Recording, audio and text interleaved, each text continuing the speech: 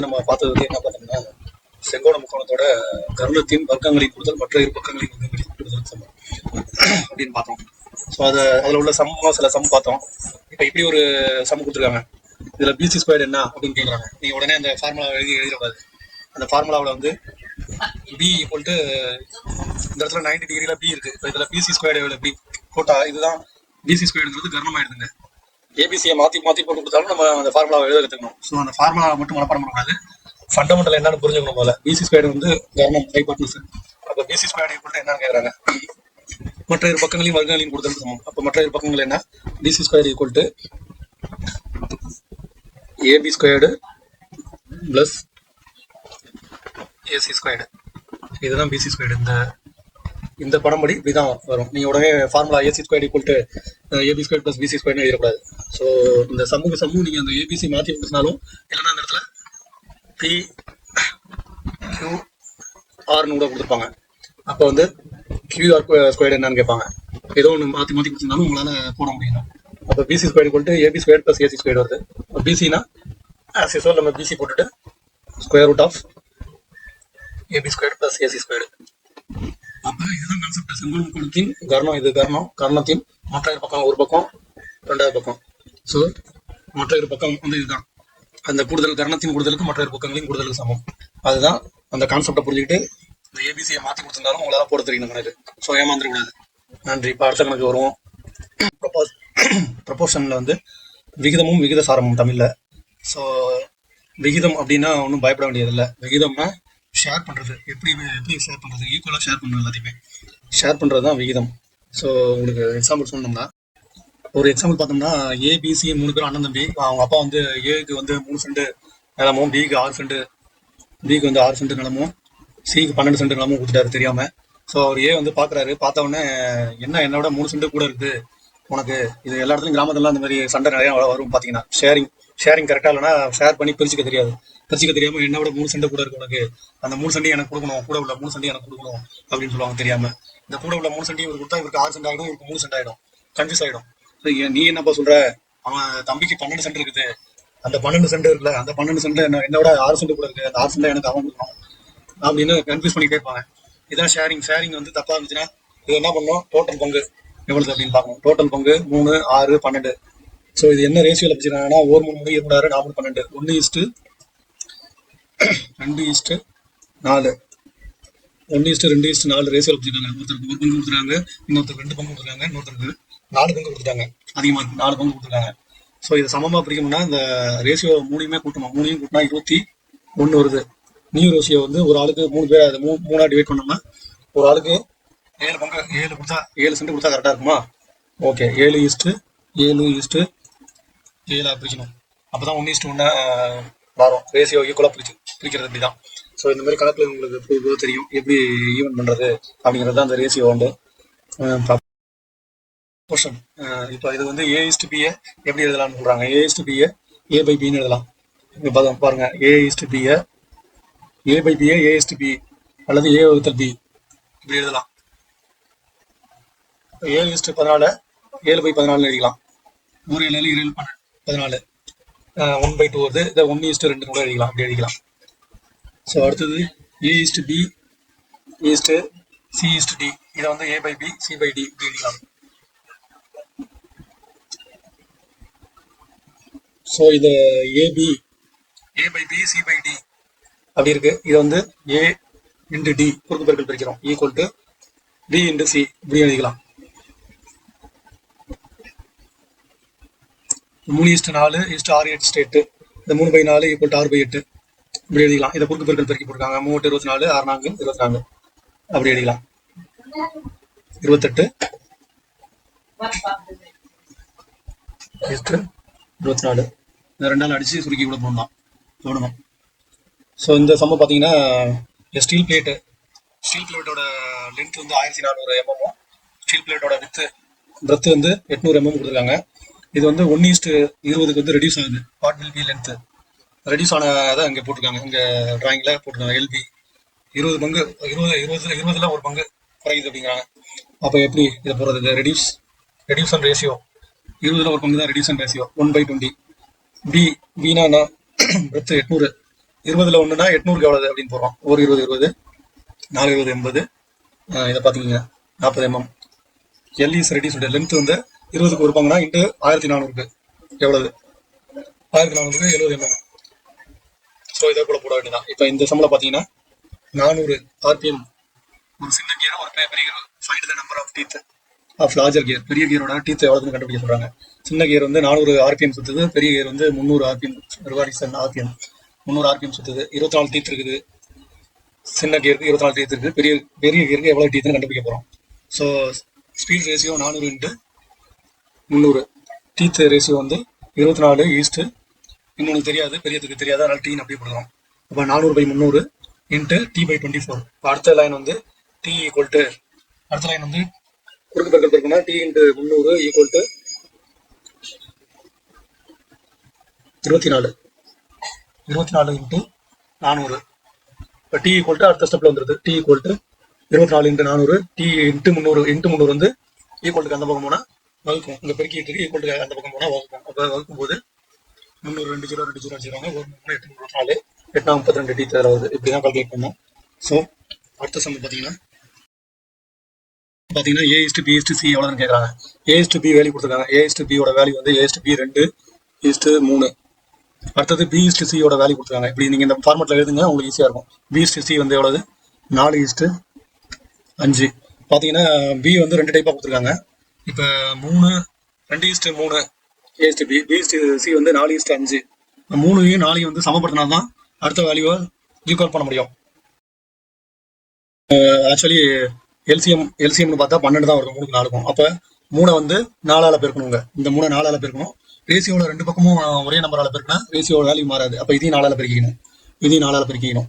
அப்போ 4 2 8 வருது, 3 12 வருது. ஸோ இங்கே 8 வருதா ரேசியோ, 3 × 4 இங்கே 12 வருது. இதை வந்து 3ஆல் பெருக்கிறோம். 3ஆல் பெருக்கும்போது இது ஈக்குவல் ஆகிடுதா 12. ஸோ இதையும் 3ஆல் பெருக்கிறோம், இதையும் 3ஆல் பெருக்கும்போது 15 வந்துருது. அவ்வளோதான்.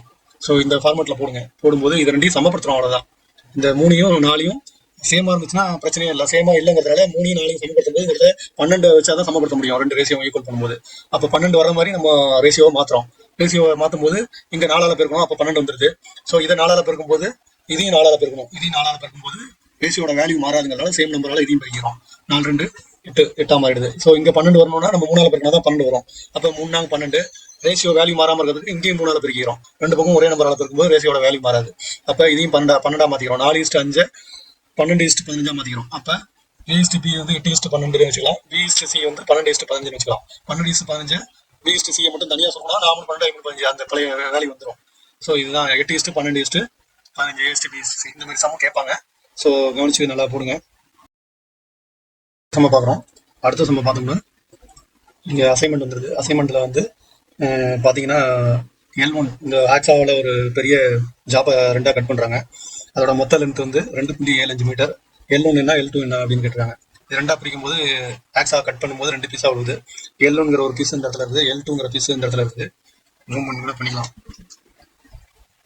ஸோ இதோட L1 எவ்வளவு, L2 எவ்வளவு, ரெண்டுமே மீட்ரு. இங்கே மீட்டரில் கொடுத்துருக்காங்க. அதை முதல்ல ஃபஸ்ட்டு பார்க்கணும். இது மீட்ரு, L1 மீட்ரு, எல்லாமே மீட்டரில் கொடுத்ததுனால வேறு எதுவும் கன்வெர்ட் பண்ண வேண்டியதில்லை.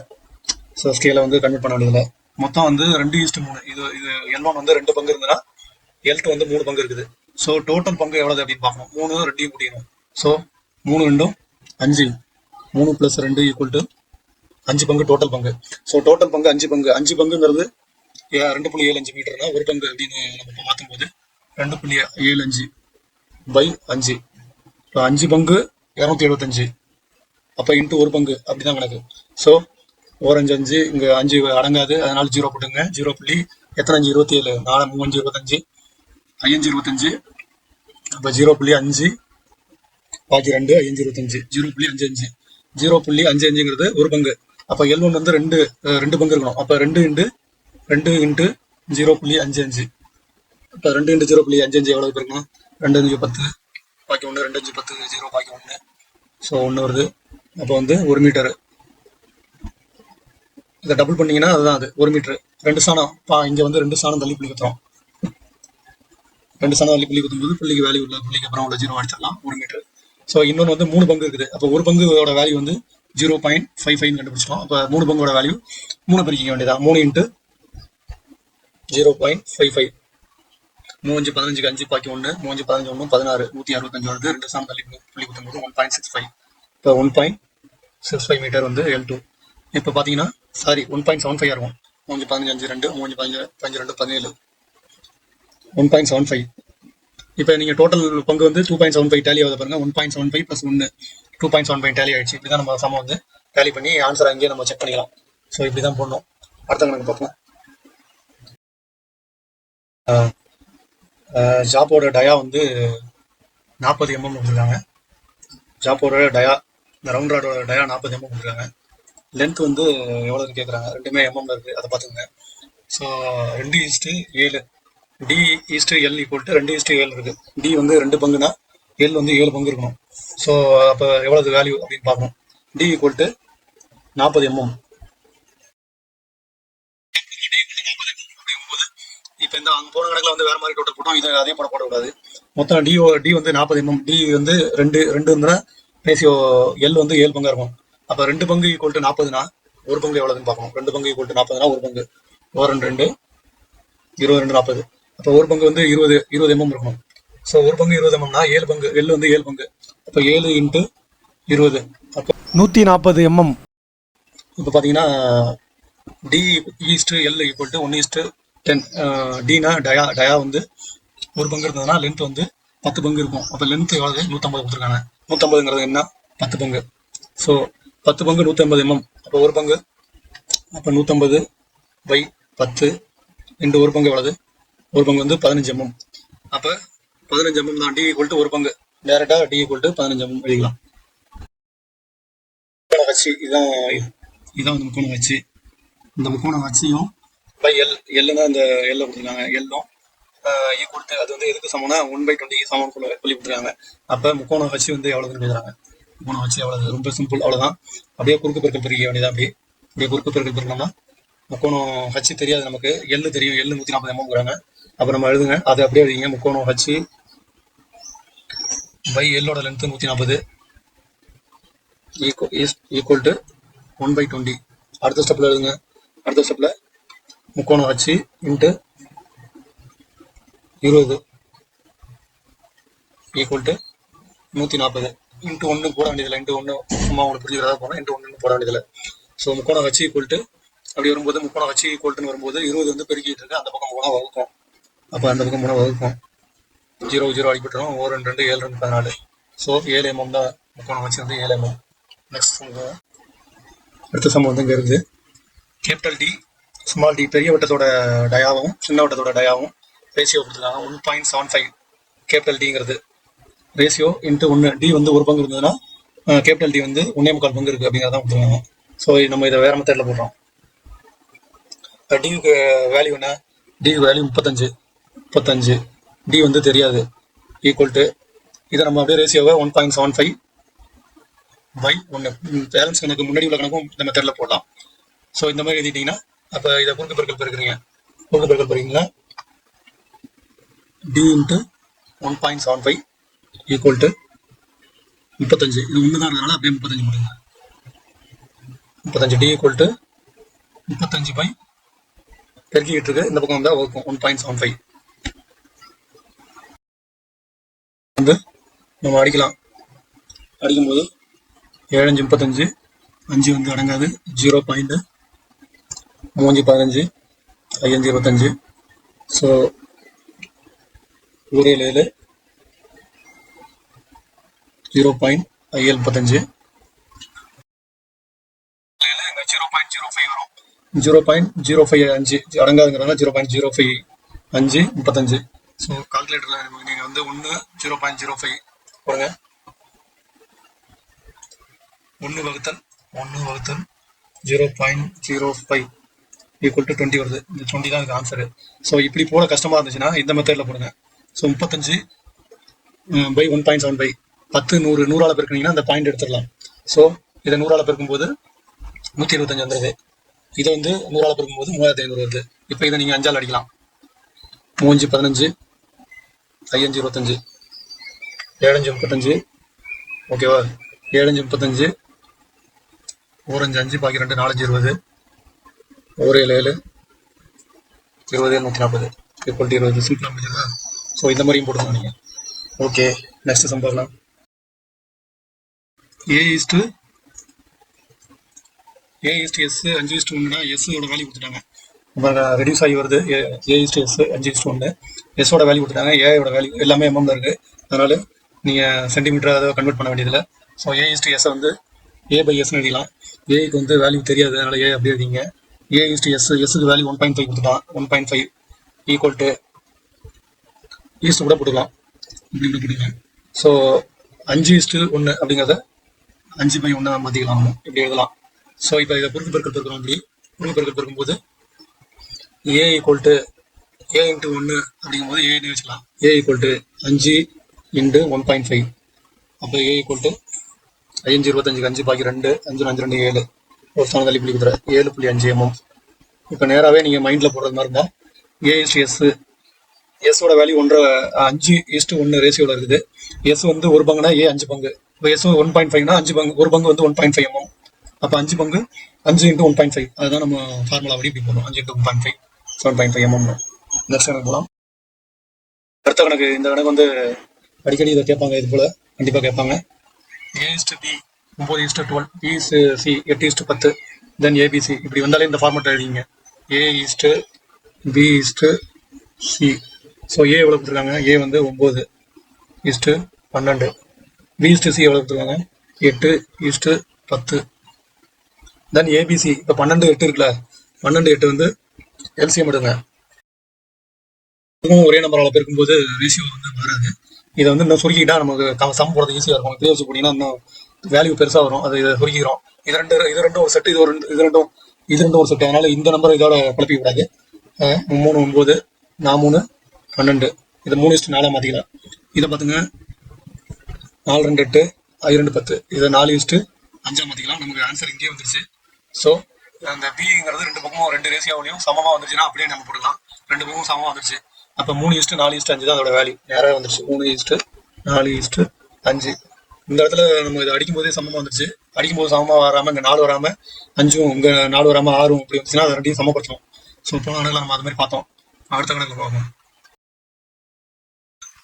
A/B 5:6, B/C 3:4. நம்ம வழக்கம் போல தென் ABC இந்த போல கேட்டாலே நம்ம வழக்கம் போல A/B/Cன்னு எழுதிக்கிறோம். A/B வந்து 5:6. இதை சுருக்க முடியாது, அப்படியே போட்டுக்கோங்க. B/C 3:4. ஸோ தென் ஏபிசிங்கும் போது பி 2 இடத்துலையும் சமப்படுத்துறோம். B 2யும் 3 இருக்குது, இங்கே 6 இருக்குது, 2யும் சமப்படுத்துறோம். சமப்படுத்தும் போது அப்படியே அதை 5:6 அப்படியே வச்சுக்கலாம் நம்ம. ஏன்னா எல்சிஎம் எடுக்கும்போது 3க்கும் 6க்கும் 6 வருது, அதனால அதை அப்படியே வச்சுக்கலாம். ஸோ அந்த இதை வேல்யூ எந்த இதுவுமே சேஞ்ச் பண்ண வேண்டியதில்லை. இங்கே வந்து இது 6 மாற்றணும்னா என்ன பண்ணணும்? 2ஆல் பெருக்கணும். அப்போ 3 × 2 6 ஈஸ்ட்டு. இதை 4 வந்து அதே 3ஆல்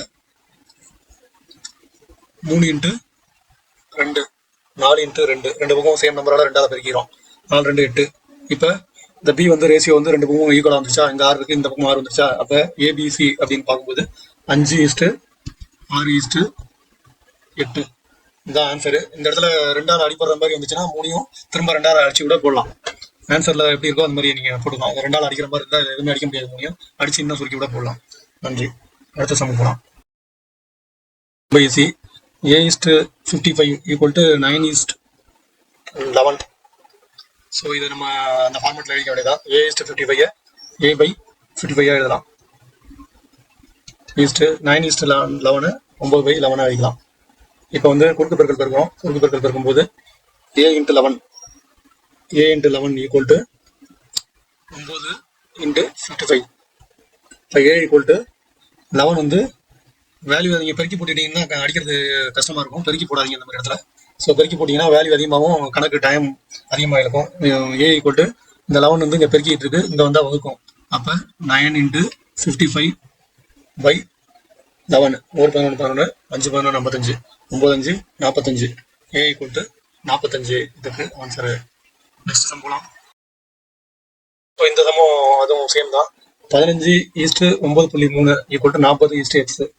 ஸோ அதை 15:9.3 இப்படி எழுதிக்கிறோம். 15/9.3 40/x அப்படி எழுதிக்கிறோம். 40/x. இப்போ சீசல் குறுக்கு பெருக்கல் பெருக்கிறோம். So x × 15 = 9.3 into 40 is equal to x equal to அப்படி வரும்போது 15 வந்து அடியில் பெருக்கிட்டு வகுக்க போயிடும். இங்கே 9.3 இன்ட்டு 40.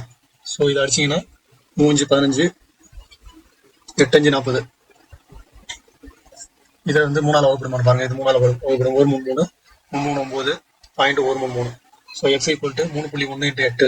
ஸோ அது ரெண்டையும் சால்வ் பண்ணும்போது 8 இன்ட்டு 3.1 8 34 பெருக்கிட்டு ஃபஸ்ட்டான தள்ளி புள்ளி கொடுத்தா சரியாயிடுது.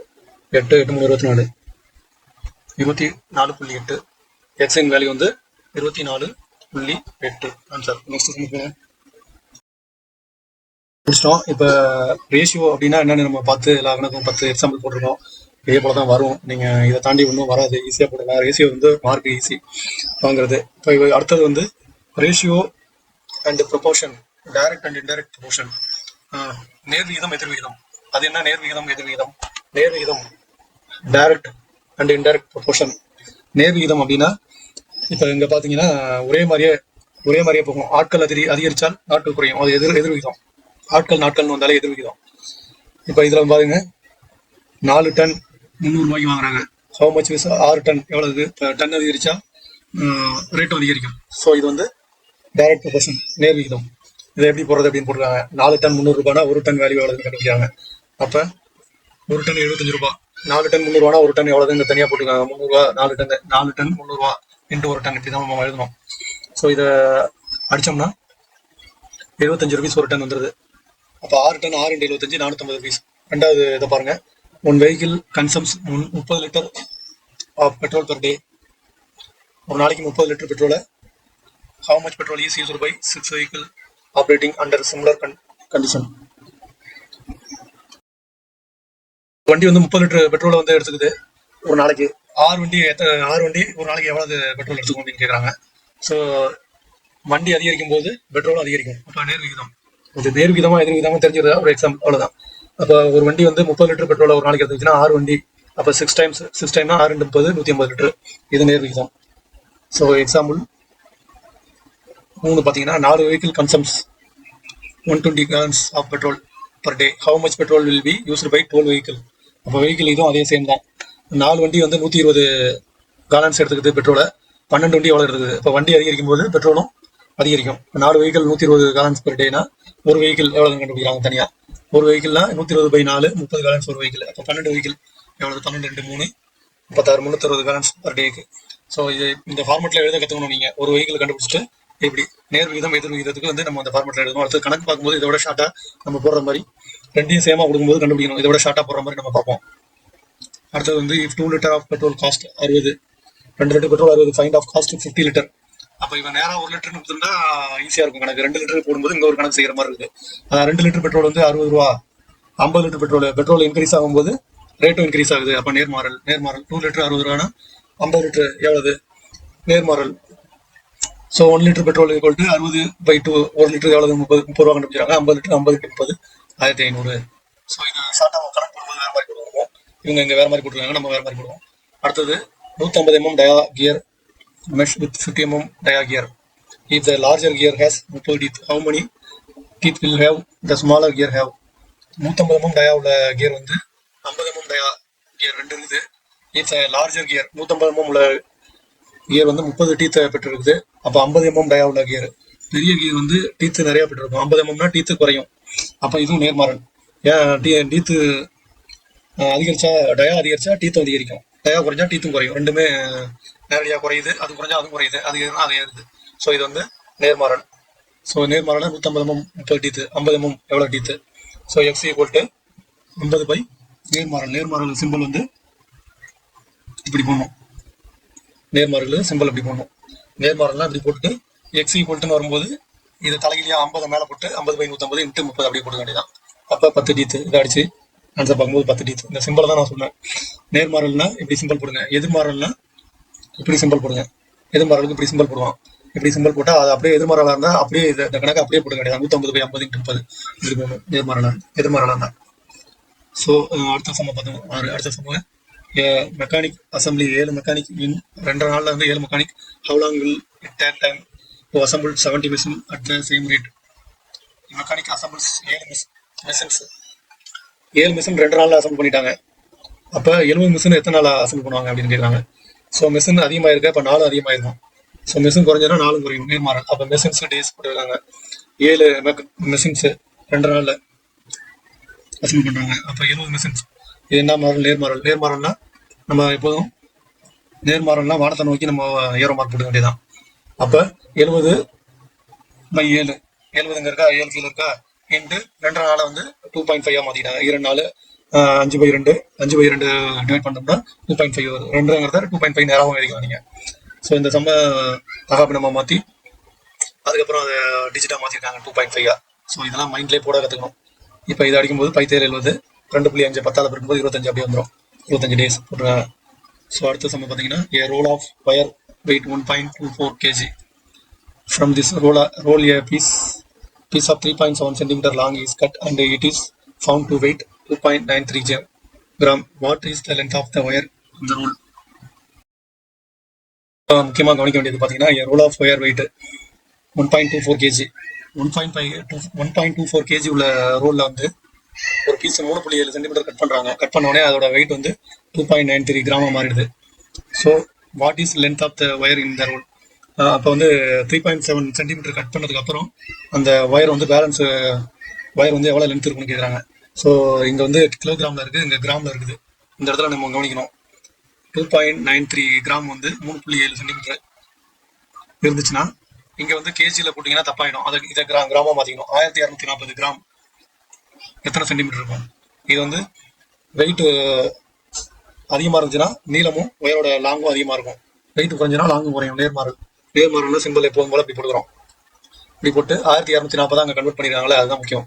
So x equal to 1240 into 3.7 வகுத்தல் 2.93. ஸோ இதை சம்ம வந்து இதை சால்வ் பண்ணிங்கன்னா இந்த சென்டிமீட்டர் கிடைக்குது உங்களுக்கு. லென்த் ஆஃப் ஒயர் வந்து கட் பண்ணதுக்கப்புறம் அதோட லென்த் ஆஃப் ஒயர் வந்து சென்டிமீட்டரில் கொடுத்துருக்காங்க. இன்டைரக்ட் ஆர் இன்வெர்ஸ் ப்ரொபோர்ஷன் அப்படியே தலைகீழாக மாறுது. அது வந்து நேர்கூற்று. இது வந்து அது வந்து நேர்மாறல், இது வந்து எதிர்மாறல்னு சொல்லுவாங்க இங்கிலீஷில். இன்வெர்ஸ் ப்ரொபோர்ஷன் த மோர் இந்த lesser other increase in one quality will produce a decrease in the other. இதை பார்த்தீங்கன்னா 4 turner fees of job 300 hours. 4 turner சேர்ந்து ஒரு ஜாப்பை 300 ஹவர்ஸில் ஃபீஸ் பண்ணுறாங்க. How much time will 6 turner take to do same job? இப்போ 6 turner சேர்ந்து அந்த ஜாப்பை எவ்வளோ நேரத்தில் கம்ப்ளீட் பண்ணுவாங்க? டர்னர் அதிகரிச்சா டைம் என்ன செய்யும்? குறையும். ஸோ இந்த பக்கம் அதிகரிக்கும் போது அந்த பக்கம் குறையும். அப்படி ஆப்போசிட்டில் இருந்ததுன்னா இது வந்து இன்வெர்ஸ் ப்ரொபோர்ஷன், எதிர்மாறல். இங்கே பாருங்கள், சொல்யூஷன் ப்ரொசீஜர் இந்த 3 steps. Statement: all turner taken 300 hours. The time will be reduced is if 6 turners do same job. Therefore, this inverse proportion. எதிர்மாறல். எதிர்மாறல்னா அதை அப்படியே போட்டுக்கணும். 4 டர்னர் இங்கே 6 டர்னர் இன்ட்டு 300 ஹவர்ஸ். ஸோ அது நேர்மாறல் எதிர்மாறலாக எழுதி அடுத்த கணக்கு போட்டுருக்காங்க. அதை பார்ப்போம். அதை அப்படியே போட்டு இதை டேலி பண்ணி போட்டால் 6 டர்னர் 200 ஹவர்ஸ். இதை நீங்கள் சம்ம போட்டு பாருங்கள் தனியாக. அடுத்தது 8 workmen take 6 days to complete the job. ஒரு வேலையை 8 பேர் 6 நாளில் கம்ப்ளீட் பண்ணாங்க. How many days it will take for 4 workmen to complete the same job? 8 பேர் சேர்ந்து ஒரு வேலையை 6 நாளில் முடிக்கிறாங்க. 4 பேர் சேர்ந்து அந்த வேலையை எத்தனை நாளில் முடிப்பாங்க? ஸோ இங்கே ஒர்க்மேன் போட்டுங்க, இங்கே டேஸ்ன்னு போட்டுங்க, இங்கே மனிதன், இங்கே நாள். 8 பேர் 6 நாளில் முடிக்கிறாங்கன்னா 4 பேர் எத்தனை நாள் முடிக்கிறாங்க? அப்போ இது வந்து என்ன மாறல்? எதிர்மாறல். எதிர்மாறல்னா சிம்பிள் இப்படி போடுங்க. ஏன்னா அந்த தலையிலேயே மாற்றாமல் அப்படியே போடுறதுக்காக தான் அந்த சிம்பிள் இப்படி போட சொல்கிறேன்.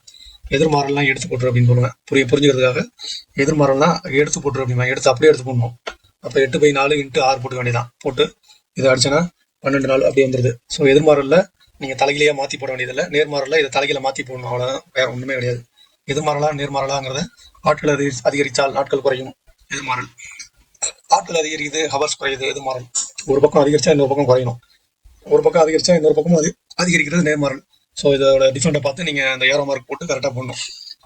சம் போட்டு பார்க்கும்போது ஏரோ மார்க் இதெல்லாம் போடாமல் கடற்கடன்னு நீங்கள் எடுத்து ஷார்ட்டாக சைடில் போட்டு அந்த ஒரு சீட்டில் போட்டு பார்த்து நீங்கள் கற்றுக்கலாம். ஆன்சர் டிக் பண்ணிட்டு போயிட்டே இருக்கலாம். So 5 man working on job finished in 32 days. Tamil இங்கிலீஷாக கலந்து சொல்கிறேன், அதை புரிஞ்சுக்கிங்க. 5 man working on job finished. 5 மனிதர்கள் வந்து ஒரு ஜாப்பை 32 நாள் முடிக்கிறாங்க. Find out in how many days 8 men will finish the job. Man days தனியாக போட்டுங்க. 5 பேர் 32 நாளில் முடிச்சுக்கிறாங்க. 8 பேர் போது ஆள் அதிகரிக்கும் போது இங்கே 4 வந்து அப்போ வந்து எதிர்மாறல். அப்படியே எடுத்து போட்டுக்கணும்னு சொல்றேன். 5/8 இருக்கா, 5 8 இன்ட்டு 32. ஸோ இன்ட்டு 32 எங்க போட்டாலும் பரவாயில்ல, எங்க போட்டாலும் பரவாயில்ல. அப்ப இதை நம்ம வந்து இதை டேலி பண்ணா 20 நாள் வருது. 8 man complete the job 20 days. So சிம்பிளா தான் கொடுப்பாங்க. இதே போல ஆர்பிஎம் புள்ளி டயாமீட்டர் கொடுக்குறாங்க. அப்போ அந்த என்ஜின் ரன்னிங் 150 ஆர்பிஎம் ரன் ஆகுது. புள்ளி டயாமீட்டர் 55 சென்டிமீட்டர் டயாமீட்டர் இருந்ததுன்னா 150 ஆர்பிஎம் சுத்துது. 33 சென்டிமீட்டர் டயாமீட்டர் குறைய ஆர்பிஎம் வந்து இன்க்ரீஸ் ஆகும். ஏன்னா டயா குறையும் போது சுத்த வேண்டிய சுற்றுகள் வந்து அதிகமாக சுத்தம். ஆக இது வந்து நேர்மாறல், எதிர்மாறல்னா எடுத்து அப்படியே போட்டுன்னு சொல்கிறோம். நம்ம 55/33 இன்ட்டு 150 250 ஆர்பிஎம். இந்த சம்பவம் பார்த்துங்க. Speed of 33 centimetre diameter will run 250 RPM. அடுத்த சம்பவம் பார்த்தீங்கன்னா pulley of 80 centimetre diameter is rotating at 100 RPM and drives another pulley of 40 centimeter diameter. Finds the RPM of driven pulley if slip is 2.5%. Finds the RPM. So இதில் 2 கணக்கு கொடுத்துருக்காங்க. அது அப்புறம் பார்த்துக்குவோம். புள்ளி ஸ்லிப் ஆகுதுன்னு சொல்லியிருக்காங்க. 80 சென்டிமீட்டர் டயாமீட்டர் ஒரு புள்ளி வந்து 80 சென்டிமீட்டர். ஆர்பிஎம் வந்து 100 ஆர்பிஎம். 40 சென்டிமீட்டர் எவ்வளோ ஆர்பிஎம் கேட்குது. இது எப்போதும் வழக்கம் போல எதிர்மாறல் போது 80 சென்டிமீட்டர் 100 ஆர்பிஎம்னா 40 சென்டிமீட்டர் புள்ளியோட டயா குறையும் போது ஆர்பிஎம் வந்து இன்க்ரீஸ் ஆகுது. ஸோ இதை பார்க்கும்போது இதை எதிர்மாறல் அப்படியே எடுத்து போடும்போது ஒரு 40 2 40 80 2 × 100 200 அப்படி போட்டாங்க நேரடியாக 200 ஆர்பிஎம். இப்போ அது என்ன ஸ்லிப்பு 2.5% ஸ்லிப் ஆகுது. அப்போ 100க்கு வந்து 2.5 குறையுது. அப்படிதான் கணக்கு. இப்படி எழுத கற்றுக்கிட்டா தான் கணக்கு கரெக்டாக வரும். 100க்கு 2.5 குறையுது இன்ட்டு 100 ஆர்பிஎம்முக்கு 2 ஆர்பிஎம் குறையுதுன்னு கூட வச்சுக்கோங்க. இன்ட்டு 200க்கு அப்போ 200க்கு எவ்வளோ குறையும்? 2 0 இதெல்லாம் அடிக்காம 100க்கு 2 குறையும்னா 200க்கு 5 குறையும். அப்படியே போடலாம். ஸோ உங்களுக்கு சமூக அடிச்சு போகிறோம். இப்போ 2 2 2 5. ஸோ எவ்வளோ குறையுதுன்னு கேட்டிருக்காங்க. ஸ்லிப் 2% குறையுது. அப்போ 5க்கு நேரம் ஆன்சர் போடக்கூடாது. ஸோ 200 ஆர்பிஎத்துலேருந்து 5 குறையுது. அப்போ 200 5 போச்சுன்னா 200 - 5 195 ஆர்பிஎம் வந்து அது இருக்குது. ஸ்லிப் ஆனதுனால ஒரு 5 ஆர்பிஎம் குறையுது. 195 ஆன்சர். இது கொஞ்சம் குழப்பமாக இருக்கும். பார்த்தீங்கன்னா கொஞ்சம் நல்லா புரிஞ்சுக்கிட்டு தான் போட முடியும். இதில் வந்து 3 இனம் வருது. 3 இனம் வர கணக்கை நம்ம அதிகமாக பார்த்தா தான் உங்களுக்கு புரியும். 2 டர்னர் நீடு 3 days 20 பீஸ். 2 பேர் சேர்ந்து 20 பீஸை வந்து 3 நாளில் முடிக்கிறாங்க. How long will it take 6 turner to produce 30 such places? எத்தனை பேர் சேர்ந்து 30 பீஸை 6 டர்னர் சேர்ந்து 30 பீஸை எத்தனை நாளில் முடிக்க முடியும்? 2 டர்னர் 3 நாளில் 20 பீஸ் செய்கிறாங்க. டர்னரு பீஸு டேஸ் போட்டுருங்க. 2 டர்னர் 20 பீஸை 3 நாளில் முடிக்கிறாரு. 6 டர்னர் 30 பீஸை எத்தனை நாளில் முடிப்பாரு? அதான் கேள்வி. ஸோ ஸ்டேட்மெண்ட் வைஸாக கொடுத்துருக்காங்க. ஸ்டேட்மெண்ட் 1 வந்து என்ன சொல்லியிருக்காங்க? 2 டர்னர் 20 பீஸை முடிக்கிறதுக்கு 3 நாள் ஆகுது. அது கணக்கிலே உள்ள ஸ்டேட்மெண்ட். அப்போ 1 டர்னர் 20 பீஸை முடிக்கிறதுக்கு 20 பீஸுங்கிறது சேம் ஆயிடுது. அப்போ அந்த 20 பீஸை விட்டுருங்க. இது 2 டர்னர் வந்து குறைஞ்சா 4 வந்து அதிகரிக்கும். எதிர்மாறல். ஸோ எதிர்மாறல்னா அப்போ 2/1 இன்ட்டு 3ன்னு போடும்போது அப்போ 3 × 2 அப்படி போட்டுட்டாங்க. 3 × 2 6 4. ஸோ அது அப்படி இருந்தால் இந்த இடத்துல எப்படி பண்ணணும்? நம்ம அப்படியே எடுத்து எழுதும்போது 2/1 இன்ட்டு 3ன்னு போடுவோம். அதுதான் அவங்க கீழே 1 விட்டு நேராக எழுதிட்டாங்க. 6 days. Multiple 6 turner is for 20 piece. இதே ஸ்டேட்மெண்ட்டுக்கு 6 டர்னர் பாருங்க. 6 டர்னர் ஒரு டர்னர் முடிக்கிறதுக்கு 6 நாள் ஆகுது. 6 டர்னர் முடிக்கிறதுக்கு எவ்வளோ வருது? அப்போ இந்த ஸ்டேட்மெண்ட் படி பார்க்கும்போது ஒரு டர்னர் முடிக்கிறதுக்கு 6 நாள் ஆகுது. 6 டர்னர்னா என்ன? 4 என்ன ஆகும்? குறையும். ஸோ 4 குறையும் போது 1/6 இன்ட்டு 6ன்னு வருது. ஸோ இந்த இடத்துல நம்ம அந்த ஸ்டேட்மெண்ட் படி 1/6 இன்ட்டு 6 வருது. அப்போ 6/6 வருது. 6/6 அடித்தோம்னா ஒரு நாள் வருது. ஸோ அடுத்த ஸ்டேட்மெண்ட் 3 ஸ்டேட்மெண்ட்டாக கொடுத்துருக்காங்க. 6 டர்னர் ஃபார் 20 பீஸ் 1 day. இப்போ இங்கே கண்டுபிடிச்சிருக்கோம். 6 டர்னர் வந்து 20 பீஸை ஒரு நாளில் செய்கிறாங்க. 6 டர்னர் ஒரு பீஸை எவ்வளோ நாளில் செய்கிறாங்க? 20ல் ஒரு பங்கு தான் செய்வாங்க. 6 டர்னர் சேர்ந்து 1 பீஸை 6 டர்னர் 20 பீஸை செய்யறதுக்கு 1 நாள் ஆகுது. 6 டர்னர் 1 பீஸை செய்யறதுக்கு அப்போ 20ல் ஒரு பங்கு. இந்த இடத்துல நீங்கள் கரெக்டாக அது மாதிரி போடணும். 20ல் ஒரு பங்கு தான். ஸோ 6 டர்னர் 30 பீஸை சேர்க்கறதுக்கு அப்போ 1/20 இன்ட்டு 30 இப்படி போட்டுக்கிட்டு 1.5 நாள் ஆகுது அப்படிங்கிறத கண்டுபிடிக்கிறாங்க. இந்த 3 இனம் இந்த மாதிரி வரும்போது கொஞ்சம் கன்ஃபியூஸ் ஆகும். நிறைய கணக்கு போடும்போது அவங்களுக்கு வரும். அடுத்த பிட்டு 21 நாளில் கம்ப்ளீட் பண்ணுறாங்க. லோவர் ஹாலிங் 6 வெஹிக்கிளை 7 பிட்டு சேர்ந்து 8 வெஹிக்கிளை பண்ணுறதுக்கு எவ்வளோ நாள் ஆகும் அப்படின்னு கேட்குறாங்க. So 5 fitter 6 vehicle. சிம்பிளாக உடனே ஆன்சரை கொண்டு வந்துட்டாங்க. ஸோ ஃபிட்ரு அதிகரிக்கும் போது இப்போ இது ரெண்டும் பாருங்க, ஏன்னா இது வந்து இந்த டேஸ் அங்கே கொண்டு வந்துருங்க. டேஸ் அங்கே கொண்டு வந்தீங்கன்னா 21/8 வந்துடும். அப்போ ஃபிட்ரு அதிகரிக்கும் போது 4 குறையும். அப்போ இது ரெண்டும் நேர்மாறல், அதை அப்படியே போட்டுக்கோங்க. 5/7 அப்படியே வருதா, 5 இங்கே இருக்கா, 7 இங்கே இருக்கா, அப்படியே வந்துடுது. ஸோ 21 அப்படியே மேலே வந்துடுது. 21 மேலே வந்துடுது. வெஹிக்கிள் வந்து ஃபிட்ரு அதிகரித்தா வெஹிக்கிள் அதிகரிக்கும், ஃபிட்ரு குறைஞ்சா வெஹிக்கிள் குறையும். நேர்மாறல்னால் அதை தலையிலேயே எடுத்து போடணும். ஆறா போட்டுக்கிறாங்க, இங்கே மேலே 8 இருக்கா, ஆறா போட்டுக்கிறாங்க. நேராக ஆன்சர் 20 நாள் கிடச்சிது. ஸோ இது அடிச்சிங்கன்னா 20 நாள் இருந்தது. இப்போ போன கணக்கு நம்ம போட்டு குழப்பிட்டு இருந்தோம்ல, இந்த கணக்கு அதே போட்டு டர்னரு, இங்கே பீஸு, இங்கே வந்து 4, இங்கே டர்னரு, இங்கே பீஸு, இந்த டே, 2 டர்னர் 6 டர்னர். டர்னரையும் 4ஐயும் நம்பர் பண்ணும்போது டர்னர் அதிகரிச்சா 4 வந்து குறையும், எதிர்மாறல இருக்கு. அப்போ எதிர்மாறல்னா அப்படியே எடுத்து போடணும். அப்போ 2/6 எடுத்து அப்படியே போடணும். 2/6 × 3 அப்படியே போடுறோம், × 3. இப்போ பீஸை பார்த்தீங்கன்னா இது ரெண்டையும் கம்பேர் பண்ணுங்க. Turner piece 2 turner 20 piece, 6 turner. Turner அதிகரிக்கும் போது பீஸும் அதிகரிக்கும். இல்லை இருக்கும்போது 30 நேர்மாறல், 20 கீழே கொண்டு போங்க, × 30 × 20. ஸோ இதை அடிச்சிங்கன்னா 20 0 1 3 3 2 6 2 2 கேன்சல் ஆகிடுது.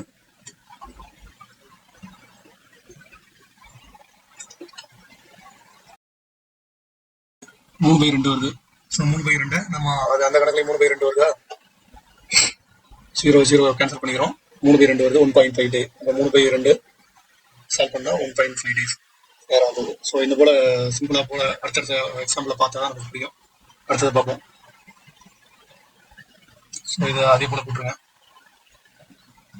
நேராக அசைன்மெண்ட் வந்துடுது. அசைன்மெண்ட்டை நீங்கள் போட்டு ட்ரை பண்ணுங்கள்.